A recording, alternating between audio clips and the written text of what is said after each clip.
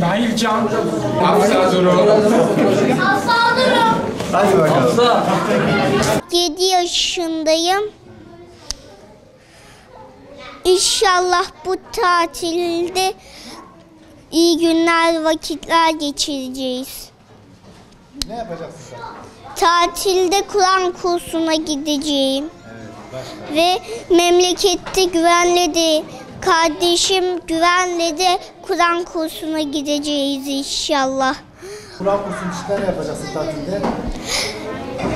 Böyle Kur'an kursunda Kur'an kelimeleri okuyacağım. Elif, B, T, S, Cim, Ha, Hu diye şeyler söyleyeceğiz.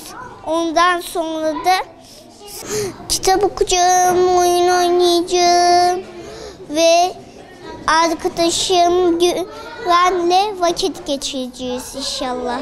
Tatilde kuzenlerimle oynayacağım, vakit getireceğim. Sonra karneme bakacağım. Sonra kuzenlerimle bisiklet süreceğim, oyun oynayacağım. Arkadaşlarımı özleyeceğim. Kur'an kursuna ödeteceğim.